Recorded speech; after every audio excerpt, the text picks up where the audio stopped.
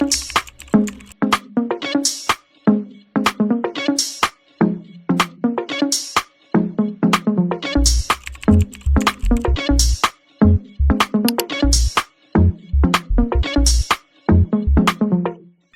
dangle, dangle.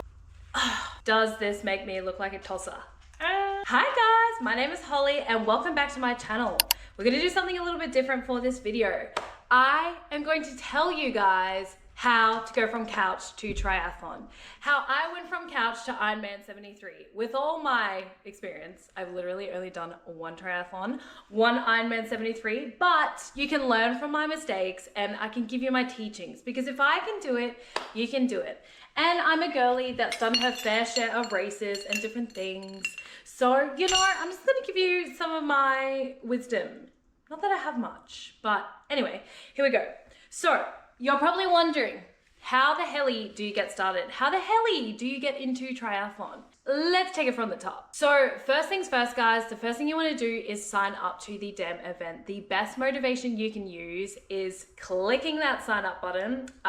Do keep in mind, triathlons are expensive. If you want to start triathlon, there are ways to cut costs, and I definitely did it in the most budget friendly way I could, but it's expensive. I think sign up alone cost me like $600 or $700 Australian, which is pretty crazy, but so worth it. But you do need to know that before you begin. Then comes gear. You want to get some gear to get you started. Now, you don't need the fanciest things, but you definitely need a few things to get you started. And then also comes coach and a plan. Like, you need a coach, you need a plan. I personally didn't use a coach, but I did use an incredible plan from Training Peaks, which I highly recommend if you're wanting to get into triathlon. But I think next time I do a 70.3 or even a full Ironman, I'm definitely going to invest in a coach just to take me to that next level. So as I was saying, got a little sidetracked, gear. So there's a few things that I think will really help you. Look, you're going to need some good running shoes. We don't want you getting injured. We do not want you getting shin splits. You want to find some shoes that you can accumulate some kilometers in. Your mileage is going to get pretty high, and we want to get to race day injury free. So shoes are going to be really important. I personally loved and needed and found essential having a fitness watch. A lot of the time in your training, you're kind of going to be using heart rate training, especially to measure that you're doing things zone 2, things like that. Having a fitness watch that's going to track your distance, your stress, your body battery, that sort of data is going to be like so handy, and especially to keep you on pace, especially because a lot of your training will be based off that and heart rate and all of those things. I do have a heart rate monitor strap. I did really love that. It's not like super essential. I think like a Garmin kind of watch is really good for you to get. So there's a whole lot of gear that you need to get. I personally didn't get a bike. I used the stationary bike in the gym, but then I did get a triathlon bike, which I found a way to get one that was kind of budget. I got a secondhand bike on Facebook Marketplace. Me and my partner did some good research to find a good bike, and I loved my road bike. It was a road bike. It wasn't TT bars or anything, but it was my first Ironman 73. But do your research, go online, make sure you're not going to get scammed. And a secondhand bike got me through. It was definitely scary rocking up to race day and seeing everyone's like $10,000 bikes there. I was wigging out massively at that. But look, my little bike got me to where it needed to go. So in terms of gear, there's some other things you're going to need. When it comes to swimming, a wetsuit. Wetsuit is going to be really important. I got mine off Aqua Shop, so I got my wetsuit for under $300, which is pretty good. And that wetsuit, I stand by. It was amazing, except for the chafing that I got during my ocean swimming. Guys, the chafing is next level. I had to trial a lot of products to stop this chafing in ocean swimming and running and things like that. Body Glide is a product that works to a degree. It's good for running, but for swimming, a good chafing product I used, what was it called? It was called Gooch Goo. It was freaking amazing. I know it sounds crazy, but Gooch Goo stopped that chafing from happening. So you want to invest in a good wetsuit. You also want to invest in a cap. You also want to invest in goggles. Now, it's good to get some swimming goggles and it's good to get some open water goggles. They're going to be two slightly different lenses because trust me, visibility in the ocean do be tricky. I'm not going to lie to you, and you need good goggles because otherwise you can't see where you're going. So goggles are going to be something you need to invest in. Some really good anti-chafing stuff. Gooch Goo, I recommend. I can't remember where else from, but it was so good. The next thing you're going to want to invest in is some bike gear. Clip-ins. Now, clip-ins were a huge struggle. It was a massive learning curve for me trying to use clip-in pedals. The best way to kind of go about clip-in pedals, I got them from, I think, 99 Bikes, good clip-in shoes, and then got pedals.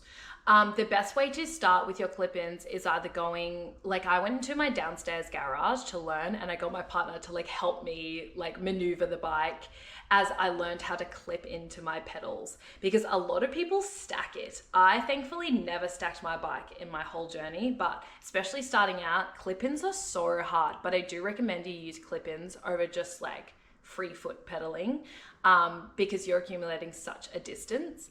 But such a learning curve to get around them. Like, it is so scary clipping in and out. Then you have to kind of like shoot your foot out to unclip, and you kind of forget that your feet are clipped in, and especially like clipping in and out at stoplights. I still to this day get a little bit nervous around it, even though I've accumulated like hundreds of kilometers on the bike. But man, there were some scary times trying to learn clip-ins. So do keep in mind, that's a whole area you're going to have to learn. So you want to get good bike gear. You want to get a good helmet. It's going to be key. I got my helmet from Giro, which was really good. You need good clip-in pedals. You need a good bike, although you can do it secondhand like I did. Next thing is a bike fit. I went and got my bike fit, and I highly, highly recommend this if you can get it done. I think this cost a few hundred, although you can get it like subsidized if you're on some sort of healthcare. But basically he kind of looked at my cycling form and changed the bike, altered the bike to kind of match that. And I tell you what, my cycling became so comfortable after I did the bike fit. He kind of like moved me up and forward. They kind of assess how you ride, what movements are dominating your bike, and they make changes as needed as to what's per your body. And this can really save you from getting pain, especially because, for a 70.3, you're spending like you're spending hours on the bike, not 6 hours. You're spending hours and hours on the bike. So you want to make sure you're as comfortable as possible. And a bike fit was really good for that. I also got to ask him like heaps of questions just in general about triathlon, bike, cycling. And I found this whole process so beneficial. So yeah, if you're starting out in triathlon, I do recommend getting a bike fit, especially if you're doing those longer distances. Next thing you need to know about triathlon, brick sessions are going to be key. So a brick session is basically when you do 2 sessions of different fields. So for instance, I did, a long cycle into an easy run off the bike. That is a brick session, back-to-back sessions of the 2 different sports or 3 different sports. Brick sessions are hectic. They're a lot to get your brain around. It's a lot of time. One thing you need to know if you're starting out triathlon is how time consuming the whole thing is. You need to set apart so much time. You're gonna have to make sacrifice for it, but like it is the best sacrifice you'll make. And yeah, to make all these sessions, like I think I was training about 6 days a week. And then that would involve running, swimming, bike, and gym sessions. You definitely want to do gym to prevent injury. The run sessions were kind of set out, each session was kind of set out like whether it was running, cycling, or swimming. You would do some sort of easy session per week. So like an easy run or an aerobic swim, or like an easy long ride that was like 2-3 hours. You would usually do a hard session of each sport per week. So that is kind of training your anaerobic systems. So you would do speed work. So your run, swim, and bike speed session. These were so good for boosting my VO2 max, can I just say, and your pace and your speed. And then, yeah, you would usually have a 3rd session of each sport each week. That would be a combination of those sort of things.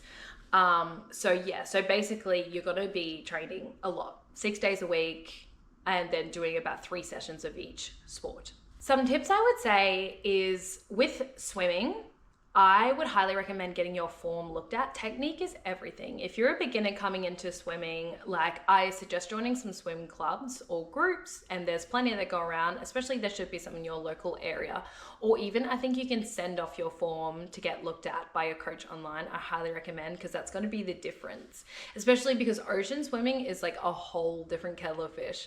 By the way, ocean swimming was hectic, navigating the water, the ocean, like the jellyfish, the sharks, like, man, it was kind of scary. Ocean swimming is still scary to this day. So if you can find someone to go ocean swimming with you, power to you. Like, and I know that there are definitely some like open water swim clubs that you can attend as well. So like, I highly recommend doing that. And especially because triathlon is such a lonely sport, the more clubs you can join, the better. Like, I actually joined a cycling group, and the brand is called Rafa. You all know it. And that was so amazing. And they told me a lot, because even in this like group, I managed during my first ride with Rafa to get a flat tire. And they kind of all stood around and showed us what gear you should always carry with you on your bike, and how to change a flat and fix it and things like that. And that's something else you need to know if you're going to sign up to a triathlon. I did not realize how much I would need to know about bikes. Not just like pumping your tires, gears, like changing your gears, cleaning your bike. Like, there is so much to know, and like navigating a flat tire, and like, you should be carrying spare tires, and like how much time it can actually take, and how finicky it can actually be to do your bike. Like, it is a lot. There's so much stuff I did not realize I needed to know about bikes before going into triathlon, because my background, to give you guys a little bit of context, my background is I've grown up as a swimmer. So in school, I was, doing swimming. I was like in school a regional swimmer. So basically morning and night, I was out there doing squad training. That then translated into, I took a break to kind of start dancing, and now that's kind of my job as a professional dancer. And then I really got into running during COVID. So I was running like half marathons, which eventually led me to run a full marathon.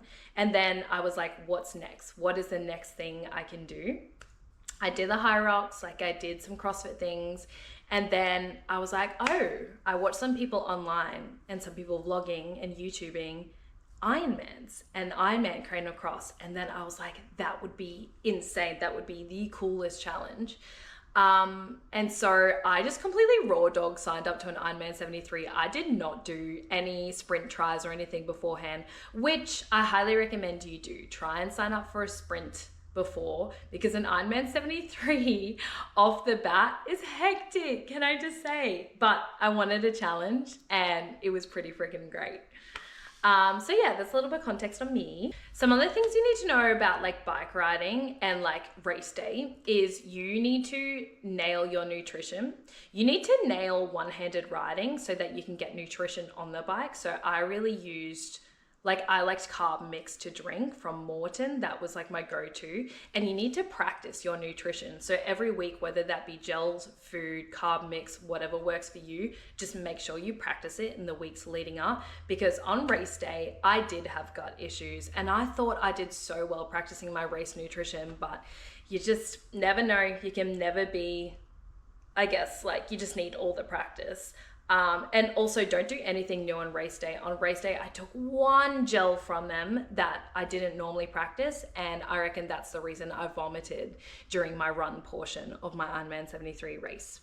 Nutrition is also a bit expensive, but you want to make sure you are getting all the nutrition you need. You do not want to do what we call a bonk. You don't want to bonk during a race, which is feeling really dizzy and you can't go on. You want to make sure that you're just practicing with your nutrition. Some nutrition that I really liked, Precision Hydration really sat well with me. I tried Pure, that did not work for me well. Their Morton gel that they gave me, because I think that's Ironman 73 brand, their Morton gel did not sit well with me. I'm now trying Maple Movement and absolutely love it. I also tried like lollies and stuff during training and really enjoyed that. I think I kind of want to switch to solid foods in my next Ironman, because yeah, there's a limit to how many gels can really sit with you, and you just like start hating the taste by the end of it. Like especially during my Ironman 73, during the run, I felt so nauseous and sick. I couldn't get anything down. I could maybe stomach a little bit of Coke, a little bit of water, but yeah, by that point I'd already vomited up all the gels that I took. So let's actually do a debrief of my Ironman 73 race and like race day tips. So annoying, all those months of training and swimming and ocean swimming, and guess what? The weekend weather was atrocious and they canned the swim portion of the race. So I know I'm an imposter, I didn't do a full Ironman 73, but they did can the swim portion of the race. So sad, but just know that's something that can happen. Like the weather is really going to affect your race and can affect your race. Like the heat can make it too hot, which drastically changes it. Or if the weather is crazy and it's raining and storming, that can create storm sewage water. So it's unsafe to actually swim. So that could lead to them canning the swim portion of the race, which happened with me. Some other things, I kind of forgot to bring a towel for the setup, and they kind of had this rule when we went there the night before to preset everything up. You couldn't use like Ziploc bags, and I forgot a towel. So all my gear kind of got wet overnight. Nova! Oh, that's my dog. Woo! Sorry guys, just realized I left you high and dry there. Okay, let's talk about my race day. So really important that you attend your race day briefing and tours and things like that the whole night before, just because you want to feel really good on race day. And also it's kind of a lot to get your head around. Rocking up to the kind of race arena when everything's set up is such a mind, you know, like there's so much to see and you don't know where you're going, and transitions and things are a whole thing you need to learn and kind of factor in which direction you're going, and it's kind of a lot. So make sure you attend your tours, briefings, things like that. And then make sure you check yourself in and everything the day before. You just want to leave a lot of time so that you're feeling really prepared for race day and just know how everything's going to go, and you can visualize how you're going to get through everything. You need to make sure you bring all your like race nutrition and like helmet, bike. You set up your bike like the night before, and they kind of give you a zone and a place where to put that. And then you also get your race pack and your tracker and things like that. So like, yeah, that's all really important stuff. You also want to remember to bring your like bike pump so you can pump up your tires and stuff before you begin. There's all these like little micro things you need to think about. And then also all the gear that you're going to need for race day and weather dependent gear. Like you want to make sure you're packing your like run sock, your body glide, your chafing stuff, like your electrolytes. You're also making sure that you eat what your body is used to the night before, and carb loading and things like that. Like there's all of those things that you really need to dial in. But let's talk about actual race day. So it was really interesting. We did like a rolling bike start because, as I mentioned, the swim portion was canned. So basically, they kind of lined us up, and you had like a time that you had to begin your race. So we were in like waves. So because obviously not everyone can go all at once with the bike. That would be absolute chaos. So basically, we waited for our turn, and then they kind of let 3 people go at once, and there was like a little buzzer, and then you are off. The weather during the weekend was crazy. It was storming, winding. Like I remember all of us huddling under the rotunda right before we were going to begin our race. It was so freaking scary. And then I was like wearing all the gear, jacket, things like that, which I eventually peeled off because the sun and heat came off later. The wind was a lot. We were pushing, and because I was pushing so hard, I've never pushed that hard before. I was having, I reckon, extra nutrition just because my body needed that energy, which I also think that led me to being sick. I didn't practice having that much nutrition in the past. And then during the run, I ended up vomiting a lot. Once you finish your bike leg, you kind of come off the bike really fast. So you really have to look at your pace and your heart rate and just kind of slow yourself down. Like remember, it's a marathon, it's not a sprint. And especially because your legs are really rolling, like from the bike, you really need to slow yourself down. Yeah, and that first like 5K of the run felt like amazing. And then I had those gut issues that came into play, and it just, that's when the real Ironman began for me, because for me, it was just nutrition. Like it was my gut. Like I felt really good. The training worked. I felt really energized, but yeah, I just don't know what it was. I also think race day nerves are kind of unavoidable.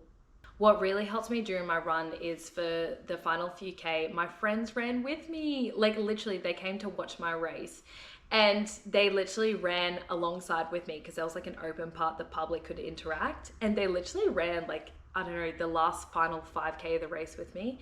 And the feeling of getting through the end, guys, that feeling is so incredible. You dream about this moment for months and months and months, and I just highly recommend you guys do it. Sign up to the race. There is no greater feeling than doing it. If I can do it, you can do it. And like, it was the most incredible experience. And I know during the training, you really become sick of it and unmotivated, and you know, you're like, oh, why am I doing this? But you finish the race, and after, you know, you come down, you feel such a high, and I just cannot wait to get out there and push myself and do it again, do the full Ironman.